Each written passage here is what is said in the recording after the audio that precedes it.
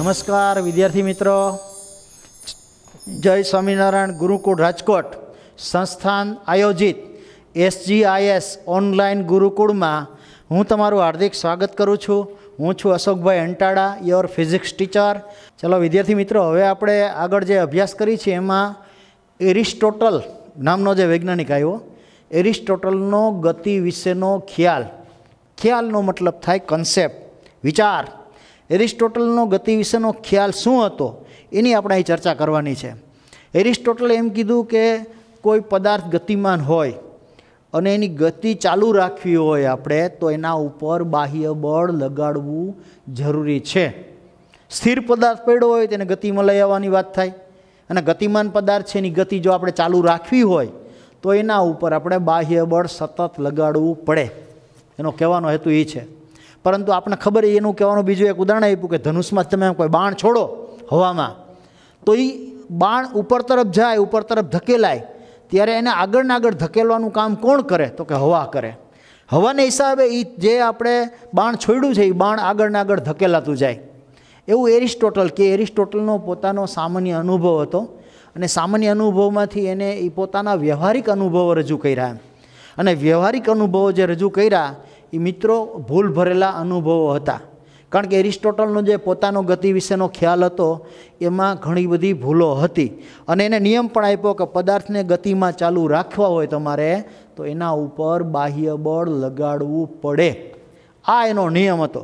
એને ઉદાહરણ એ આપ્યા છે, એક નાનું બાળક હોય, માની લ્યો એ નાનું બાળક છે, એ અહીંયા દોરી બાંધી અને માની લ્યો કે એક નાની કાર અથવા રમકડું એમ સમજો ને, અને એને આમ ખેંચતું હોય, તો એ રમકડું છે એ કે અથવા કાર છે એમ જમીન ઉપર ધીમે ધીમે શું થાય, આમ ગતિ કરે. બાળક છે એ દોરીને ખેંચે એટલે એના ઉપર બાહ્ય બળ લગાડ્યું એટલે કાર ગતિમાં આવે એટલે ધીમે ધીમે કાર આગળ વધતી જાય. જ્યાં સુધી બાળક છે પોતે એના ઉપર બાહ્ય બળ લગાડવાનું મિત્રો ચાલુ રાખે ત્યાં સુધી કાર ગતિ કરે. જો એવી દોરી મૂકી દે કે તરત જ એ કાર શું થઈ જશે? સ્થિર થઈ જશે. એનો મતલબ એમ કે તમારે એને ગતિમાં જો ચાલુ રાખવું હોય, કોઈ પણ પદાર્થ હોય કે ના કાર હોય કે એને ગતિમાં ચાલુ રાખવી હોય તો એના ઉપર બાહ્ય બળ લગાડવું જરૂરી છે. બાહ્ય બળ જેવી દોરી મૂકી દે કે તરત જ એ કાર શું થઈ જશે? સ્થિર થઈ જશે. આ એક સામાન્ય ઉદાહરણ મેં તમને જે કારનું આપ્યું એ કારનું આ ઉદાહરણ છે, એ બરાબર છે. એટલે કે કોઈ પદાર્થને ગતિમાં ચાલુ રાખવા માટે બાહ્ય બળની જરૂર હોય, બરાબર. બાહ્ય બળ લગાડો છો ત્યાં સુધી ચાલુ રહે છે, અને જેવું તમે એને મૂકી દો પડતું અથવા એના પર બાહ્ય બળ લગાડવાનું બંધ કરી દો તો એ પદાર્થ ધીમે ધીમે શું થઈ જશે? સ્થિર થઈ જશે. અને એરિસ્ટોટલનું કહેવું એમ હતું કે તમે બાહ્ય બળ લગાડો એટલે એની ગતિ ચાલુ જ રહે.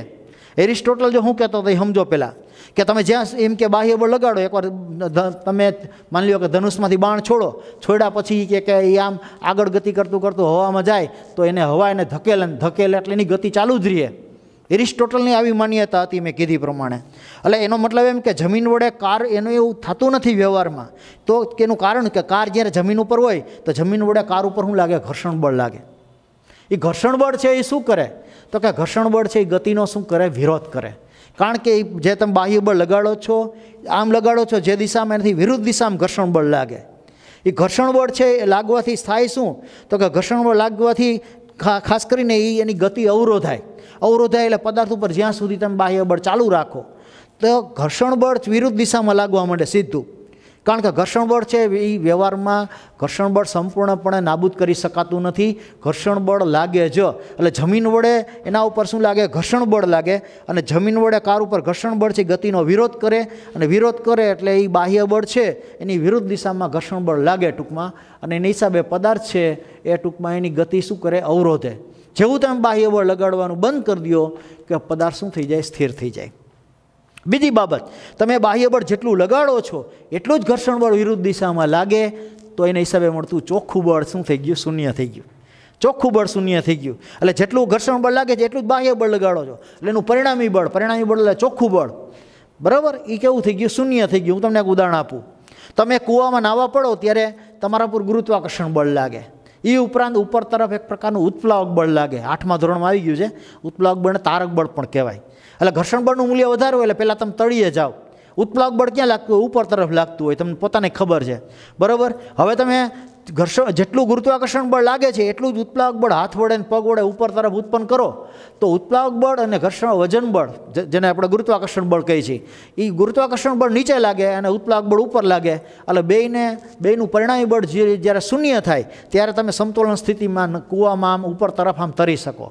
તમે હાથ હલાવો છો એ ઉત્પ્લાવક બળ ઉત્પન્ન કરો છો, એ ઉપર તરફ લાગે અને ગુરુત્વાકર્ષણ બળ નીચે લાગે, બે બળોનું પરિણામી બળ કેવું થઈ ગયું? શૂન્ય થઈ ગયું। તો આ સ્થિતિની અંદર તમે ખાસ કરીને અહીંયા પરિણામી બળ શૂન્ય થાય એટલે તમને કહેવાનો મતલબ છે કે પ્રવેગ પણ શૂન્ય થઈ જાય એટલે તમારો વેગ આ સ્થિતિ શૂન્ય સમતોલન સ્થિતિ કહેવાય। ખાસ કરીને જે સ્થિતિ કહો છો એ સમતોલન સ્થિતિમાં તમે તરી શકો। એવું જ છે અહીંયા જમીન પર જ્યાં સુધી તમે જમીન વડે જ્યારે કાર ઉપર ઘર્ષણ બળ લાગતું હોય એટલું જ બાહ્ય બળ લગાડો તમે એ સ્થિતિની અંદર તો એ સ્થિતિમાં પરિણામી બળ 0 થઈ ગયું। પરિણામી બળ 0 થઈ ગયું તો એ સ્થિતિમાં પ્રવેગ શૂન્ય થઈ ગયો અને પ્રવેગ શૂન્ય થઈ ગયો તો એ અચળ વેગથી શું કરે? ગતિ કરે। અચળ વેગથી ગતિ કરે એટલે સ્થિર સ્થિતિ અને અચળ વેગી સ્થિતિ આ સ્થિતિ બે કેવી છે? એ બંનેમાં શૂન્ય પ્રવેગ છે, શૂન્ય પ્રવેગના કિસ્સાઓ છે બંનેમાં। એટલે કહેવાનો હેતુ એ છે કે એરિસ્ટોટલને કેવું એમ છે કે તમે બાહ્ય બળ લગાડો એટલે એ ગતિ કરવાનું ચાલુ જ રાખે। ખરેખર એવું નથી થતું। તમે જેવું બાહ્ય બળ લગાડવાનું બંધ કરી દો તો ઘર્ષણ બળ લાગે ને ઘર્ષણ બળના હિસાબે પદાર્થ શું થઈ જાય? સ્થિર થઈ જાય। અથવા ઘર્ષણ બળ જેટલું લાગે છે એટલું જ તમે વિરુદ્ધ દિશામાં બાહ્ય બળ લગાડો તો બંનેનું પરિણામી બળ શૂન્ય થાય તો આ સ્થિતિમાં પદાર્થ છે એ નિયમિત ગતિ કરે છે। નિયમિત ગતિમાં હંમેશા એનું ચોખ્ખું પદાર્થ પર લાગતું ચોખ્ખું બળ કેવું થવું જોઈએ? શૂન્ય થવું જોઈએ। આ શૂન્ય થઈ ગયું આ સ્થિતિની અંદર। એટલે ટૂંકમાં મારો કહેવાનો હેતુ એ છે કે એરિસ્ટોટલે પોતે ઘર્ષણ બળનો વિચાર જ નહોતો કર્યો। અહીંયા ઘર્ષણ બળ વિશે કોઈ એમ કલ્પના જ નહોતી કરી કે આ ઘર્ષણ બળ વિશેની માહિતી આપી જ નહોતી એને। એ સમયની અંદર ખાસ કરીને પદાર્થ છે એ કીધું કે વધુ દળવાળો પદાર્થ છે એ વધારે વેગથી ગતિ કરે, ઓછા દળવાળો પદાર્થ છે એ ઓછા વેગથી ગતિ કરે। એટલે કહેવાનો અહીંયા હેતુ છે કુદરતમાં આવા ઘણા બધા બળો પ્રવર્તમાન હોય છે। કોઈ ઘન પદાર્થ લ્યો એના માટે ઘર્ષણ બળ લાગે, દાખલા તરીકે કોઈ પદાર્થ આમ ટેબલની સપાટી ઉપર આમ ગતિ કરતો જતો હોય તો એની ગતિની વિરુદ્ધ દિશામાં ઘર્ષણ બળ લાગે। તરલ જેવા પદાર્થો હોય તો એમાં શ્યાનતા બળ લાગે। તરલ કોને કહેવાય? જે વહી શકે એને તરલ કહેવાય। વાયુ ને પ્રવાહી છે એ બધા તરલ છે, એ વહી શકે છે, બરાબર, એને એમાં લાગે શ્યાનતા બળ। હું તમને એક સિમ્પલ ઉદાહરણ આપું એનું કે તમે વરસાદના ટીપાઓ છે આપણે ઉપરથી પડે છતાંય વાગતા નથી એનું કારણ શું ખબર? શ્યાનતા બળ। શ્યાનતા બળ ઉપરથી વરસાદનું ટીપું આવતું હોય તો જે એની ગતિની વિરુદ્ધ દિશામાં શું લાગે? ગતિ અવરોધક બળ લાગે। એ અવરોધક બળ છે એ ટીપાની ગતિનો શું કરે? વિરોધ કરે। એટલે ટીપાઓ છે એનો વેગ શું થઈ જાય? ઘટી જાય અને ગતિ અવરોધક બળ કહેવાય। એટલે કહેવાનો મતલબ એમ છે ગતિમાં અવરોધ ઉત્પન્ન કરે એની હિસાબે વરસાદના ટીપા આપણને વાગતા નથી અને એ જે ગતિ અવરોધક બળ છે એ બળને શ્યાનતા બળ તરીકે ઓળખવામાં આવે છે। એક પ્રકારનું શ્યાનતા બળ થયું મેં કીધું એ પ્રમાણે। એટલે શ્યાનતા બળ છે એ તરલમાં લાગે છે અને આ બળો હંમેશા હાજર જ હોય છે, કહેવાનો મતલબ એમ છે। એટલે પદાર્થને નિયમિત ગતિમાં ચાલુ રાખવું હોય તો એનો મતલબ કે તમારે એની પર બાહ્ય બળ લગાડવું પડે। એ સિવાય કોઈ પદાર્થ છે નિયમિત ગતિ કરતો નથી। એટલે આ જેનો નિયમ છે કે પદાર્થને ગતિમાં ચાલુ રાખવા માટે બાહ્ય બળ જરૂરી છે એ એરિસ્ટોટલનો નિયમ છે પોતે। પણ એરિસ્ટોટલની ભૂલ એ થઈ કે વ્યવહારિક અનુભવને પોતાનો જે વ્યવહારિક અનુભવ હતો એને મૂળભૂત રીતે એને દલીલનું સ્વરૂપ આપ્યું હતું। એટલે તમારે કોઈ પણ પદાર્થને અચળ વેગથી ગતિ કરાવવી હોય તો આ જે છે ઘર્ષણ બળ છે, શ્યાનતા બળ છે એવા બળોની તમારે ખાસ કરીને વિચાર કરવો જોઈએ નહીં। તો એ પદાર્થ અચળ વેગથી ગતિ કરે અથવા તો એના જે બળ લાગતું હોય એટલું જ તમે ઘર્ષણ બળ લાગતું હોય કે શ્યાનતા બળ લાગતું હોય એટલું જ તમે જો બાહ્ય બળ લગાડો તો એનું પરિણામી બળ છે એ શૂન્ય થઈ જાય। એટલે ચોખ્ખું બળ શૂન્ય થઈ જાય એટલે એ પદાર્થ છે અચળ વેગથી ગતિ કરે। પણ એવું એરિસ્ટોટલે કોઈ દિવસ વસ્તુની સ્પષ્ટતા કરેલી નહોતી, એક માત્ર એને આ વિચાર જ કર્યો હતો, એમાં ઘર્ષણ બળનો ઉલ્લેખ કર્યો નહોતો। એટલે પોતાની જે વ્યવહારિક અનુભવોમાંથી આ જે ખાસ કરીને એનું પોતાને એને મૂળભૂત દલીલનું સ્વરૂપ આપ્યું અને પોતે કીધું કે ગતિ માટે કુદરતનો નિયમ ખરેખર શું છે એ બાબતની એને ખ્યાલ જ નહોતો। અને તમારે જો એનો અભ્યાસ કરવો હોય તો ઘર્ષણ બળનો કન્સેપ્ટ છે એ વિચાર કરવો પડે, બાકી એરિસ્ટોટલના ખ્યાલ છે એ ખોટા સાબિત થયેલા છે। એટલે મિત્રો આ ટોપિક આમ માત્ર જાણકારી પૂરતો જ છે, એટલો બધો અગત્યનો તમારા માટે રહેતો નથી। એટલા માટે કારણ કે એરિસ્ટોટલે જે ગતિનો ખ્યાલ આપ્યો હતો એ ખ્યાલનો આપણે વ્યવહારિક રીતે અભ્યાસમાં ઉપયોગ કરતા નથી। એટલે આ જે છે તમે ડિસ્ક્રિપ્ટિવ છે, આખો પોઈન્ટ વર્ણનાત્મક છે। મેં તમને ચર્ચા કરી પ્રમાણે આગળ મેં તમને એરિસ્ટોટલનો ગતિ વિશેનો ખ્યાલ અહીંયા આપી દીધો ટૂંકમાં। આ સમાન ઢાળવાળા જો બે અહીંયા સમતલ લીધા છે આકૃતિ 1 અને 2માં। આ બે સમતલો સમાન ઢાળવાળા સમતલ છે હવે આ ઢાળની ટોચ છે, પ્રયોગની એમ કહે છે કે ઢાળની ટોચ ઉપર કોઈ ગોળો લઈ લ્યો કે કોઈ પદાર્થ કયો કે ગોળાની ગતિ કયો કે નાનો કોઈ ગોળો લઈ લ્યો, એવો પણ ઉદાહરણ આપી શકાય આપવું હોય તો તમારે. એટલે અહીંથી તમે એને મુક્ત પતન કરાવો. મુક્ત પતન કરાવો એટલે ધીમે ધીમે ધીમે એ નીચે આવશે, તેમ તેનો શું થાય, વેગ વધતો જાય. જો વેગ વધતો જશે એટલે એનો મતલબ એ થાય કે એનો વેગ જેમ વધે એમ શું થાય, પ્રવેગી ગતિ કરે છે. આ પ્રવેગી ગતિ કરે, બરાબર. પછી એ જે પદાર્થ નીચેથી આવ્યો એ પદાર્થ આમ ઉપર તરફ બીજા ઢાળ ઉપર તરફ ગતિ કરે. બીજા ઢાળ પર ઉપર તરફ ગતિ કરે એટલે એનો અહીં શું થાય, તો એ પ્રતિપ્રવેગી ગતિ કરે. જો અહીં શું પ્રતિપ્રવેગી શું કામ થાય, તો કાંઈ વેગમાં ઘટાડો થાય. વેગમાં ઘટાડો થાય છે માટે એ શું કરે છે, ઉપરમાં અહીંયા પ્રતિપ્રવેગી ગતિ કરે છે. ટૂંકમાં આવું એને સ્ટેટમેન્ટ આપ્યું છે ટૂંકમાં. હવે ત્રીજી જે આકૃતિ અહીંયા આપેલી છે એની અંદર આ કેવો છે, તો કે સમક્ષિતિજ સમતલ છે. આ સમક્ષિતિજ સમતલમાં આ ગોળો આમ ગતિ કરાવી છે આપણે. ગોળો ગતિ કરાવી તો ગેલિલિયો એના ઉપરથી નિષ્કર્ષ આપ્યો. નિષ્કર્ષ એટલે પ્રયોગનું એક તારણ આપ્યું. આના ઉપરથી તારણ શું આપ્યું કે ઘર્ષણ રહિત આ જે આખું સમતલ છે ઘર્ષણ રહિત સમતલ છે. જો આ એ કે ઘર્ષણ રહિત સમતલ ઉપરથી તમે એ કે ગતિ કરાવો પદાર્થને તો એ પ્રવેગી કે પ્રતિપ્રવેગી ગતિ ન હોય. એ કે પ્રવેગી પ્રતિપ્રવેગી ગતિ કરતો નથી. એટલે એનો મતલબ કે પ્રવેગી કે જો પ્રતિપ્રવેગી ગતિ કરતો ન હોય તો એ કેવી, અચળ વેગી ગતિ કરતો હોય. અચળ વેગી એટલે આ ગતિ કેવી હશે, અચળ વેગી ગતિ હશે. અચળ વેગી ગતિ કરતો હોય ટૂંકમાં કહેવાનો મતલબ છે. આ પ્રવેગી કે પ્રતિપ્રવેગી ગતિ નથી, એટલે અચળ વેગી ગતિ છે. અહીંયા લખી દઉં, આ ગતિ કેવી કરે છે, તો કે અચળ વેગી ગતિ કરે છે. અચળ વેગી, પ્રવેગી કે પ્રતિપ્રવેગી ગતિ નથી. પ્રવેગી કે પ્રતિપ્રવેગી ગતિ ન હોય. પ્રતિપ્રવેગી ગતિ ન હોય. આ ટૂંકમાં પ્રવેગી કે પ્રવેગી ગતિ ન હોય તો એવા સંજોગોની અંદર આ છે અચળ વેગથી ગતિ કરતો હોવો જોઈએ. એવું આ ખાસ કરીને ગેલિલિયોએ એક નિષ્કર્ષ તાર્યો પ્રયોગ ઉપરથી. આ ઘર્ષણ રહિત સમક્ષિતિજ સમતલ છે જે આપણે ચર્ચા કરી છે. કેવું છે, તો કે ઘર્ષણ રહિત સમક્ષિતિજ સમતલ. સમક્ષિતિજ સમતલ આવું સમતલ છે એટલે એના ઉપર ઘર્ષણ બળ તો લાગતું નથી. ઘર્ષણ બળ લાગતું જ નથી તો પ્રવેગી ગતિ ન થાય, પ્રતિપ્રવેગી ગતિ ન થાય. એનો મતલબ એ થઈ ગયો કે એ પદાર્થ છે એના ઉપરથી કેવી, તો કે અચળ વેગી ગતિ કરતો હોવો જોઈએ. એટલે એનો મતલબ કે લીસા સમતલ હોય, બરાબર, એ લીસા સમતલ ઉપર લીસા સમક્ષિતિજ સમતલ એટલે કે ઘર્ષણ રહિત સમક્ષિતિજ સમતલ થયું એટલે લીસું થયું. એના કોઈ પણ બીજી વાત તમને કહી દઉં, કોઈ આખા વિશ્વની અંદર એવો કોઈ પદાર્થ બન્યો નથી એની સપાટી સંપૂર્ણ લીસી હોય. થોડોક તો એના ઉપર ખાસ કરીને થોડુંક તો અમુક અંશે ઘર્ષણ બળ લાગે. તમને ગમે તેટલી દેખાતી લીસી સપાટી હોય તો એ સપાટી ઉપર એના ઉપર થોડુંક તો ઘર્ષણ બળ લાગે. આપણે એવું ધારી લઈએ છીએ કે ઘર્ષણ રહિત સમક્ષિતિજ સમતલ છે એના ઉપર પદાર્થ છે આમ ગતિ કરે છે, એવું ધારી લઈએ છીએ આપણે. એટલે આકૃતિની અંદર તમને જે અહીંયા ગોઠવેલું છે એમાં મુક્ત પતન કરતાં અહીંયા જે ઢાળવાળી સપાટી છે એ સપાટી ઉપરથી માસ કરીને અહીંયા પદાર્થને મુક્ત પતન કરાવીએ તો ધીમે ધીમે આવે તો એ કેવી પ્રવેગી ગતિ કરે. એટલે ધીમે ધીમે એનો વેગ આમ શું થાય, વધતો જાય. પછી બીજા ઢાળ ઉપર આમ ઉપર તરફ જાય ત્યારે શું થાય, એનો શું થાય, તો કે વેગ ઘટે. એટલે પ્રતિપ્રવેગી ગતિ કરે છે ટૂંકમાં. પરંતુ જો અહીંયા આપણે મેં કીધું પ્રમાણે ઘર્ષણ રહિત સમક્ષિતિજ સમતલ લઈ લઈ તો એમાં એ ગતિ પ્રવેગી કે પ્રતિપ્રવેગી ગતિ ન હોય. એનો મતલબ એ થઈ ગયો કે આવી ગતિ છે એ અચળ વેગી ગતિ કરે છે ટૂંકમાં. આ સ્થિતિની અંદર ગેલિલિયોનો પ્રયોગ છે. આ પ્રથમ પ્રયોગ આપણે અહીં ચર્ચા કરી, એ પહેલો પ્રયોગ આપણે અહીંયા સ્પષ્ટતા કરી દીધી.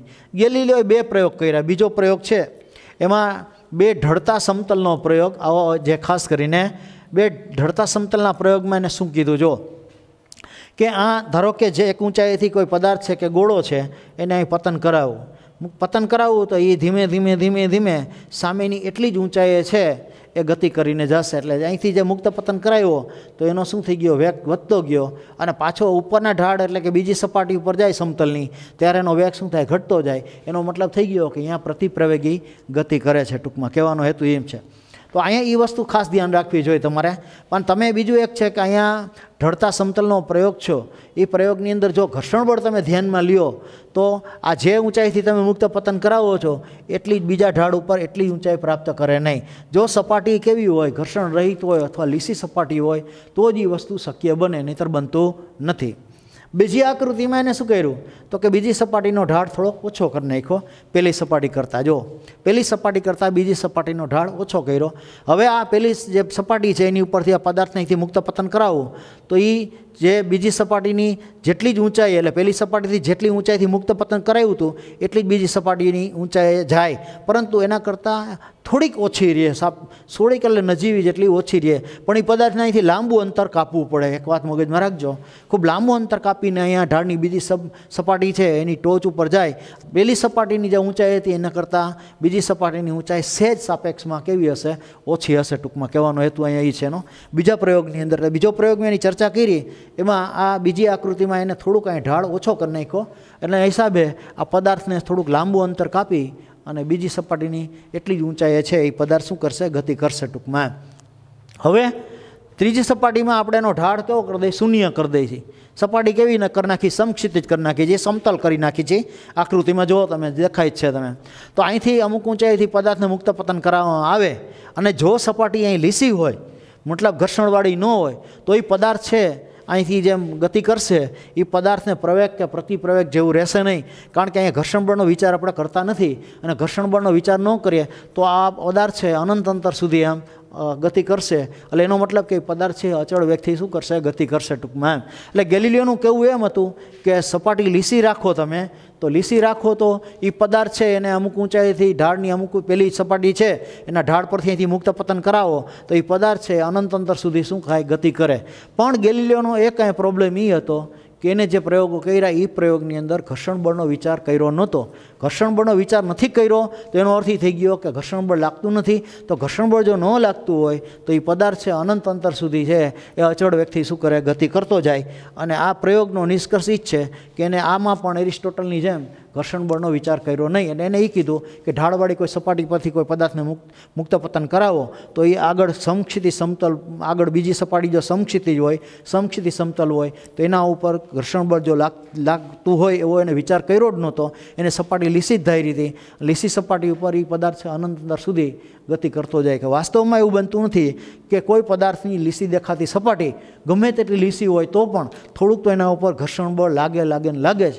એટલે એ પદાર્થ છે ભલે થોડુંક લાંબુ અંતર કાપે પછી તો એ પદાર્થ સ્થિર જ થઈ જવાનો છે. એક છે કે લીસી સપાટી હોય બહુ તો એ થોડુંક લાંબુ અંતર કાપીને સ્થિર થાય, અને ઘર્ષણવાળી સપાટી હોય તો એ થોડુંક અંતર કાપીને એ પદાર્થ શું થઈ જશે? સ્થિર થઈ જશે. એટલે ગેલિલિયોની પણ એવી માન્યતા હતી કે લીસી સપાટી પર કોઈ પદાર્થને તમે ગતિ કરાવો તો એ અચળ વેગથી ગતિ ચાલુ રાખે છે ટૂંકમાં. વાસ્તવમાં એવું બનતું નથી. ગમે તેટલી લીસી દેખાતી સપાટી હોય એના ઉપર તો થોડુંક ને કંઈક અંશે ઘર્ષણ બળ લાગે ને લાગે જ. ક્યારે એવું બનતું નથી. એટલે આખા કોઈ એવો પદાર્થ નથી કે સંપૂર્ણ લીસો હોય. આદર્શ પરિસ્થિતિમાં જો વિચાર કરો તમે તો એ પોસિબલ છે, બાકી પોસિબલ નથી ટૂંકમાં મિત્રો. એટલે અહીંયા આપણે ગેલિલિયોના બે પ્રયોગો કર્યા ગતિ અંગેના, ઢળતા સમતલના બે પ્રયોગોમાં. એનો કહેવાનો હેતુ તો બેમાં એક જ છે, એમાં બહુ કાંઈ ઝાઝો ડિફરન્સ પડતો નથી. મેં તમને કીધું કે ઘર્ષણ બળનો જો વિચાર કરે તો પદાર્થ છે અચળ વેગથી ગતિ કરે નહીં ટૂંકમાં. એટલે તમારે જો એના ઉપર બાહ્ય બળ લગાડો ઘર્ષણ બળની વિરુદ્ધ દિશામાં એટલું જ તો એ પદાર્થ એટલી જ ગતિથી અચળ વેગથી ગતિ ચાલુ રાખે ટૂંકમાં. એટલે અહીંયા આપણે આ ટોપિક છે એ પૂરો કરશું. ગતિ અંગેના ગેલિલિયોના ઢળતા સમતલના બે પ્રયોગો સમજાવ્યા. નેક્સ્ટ લેક્ચરની અંદર આપણે આગળના ટોપિકની ચર્ચા કરશું. જય સ્વામિનારાયણ.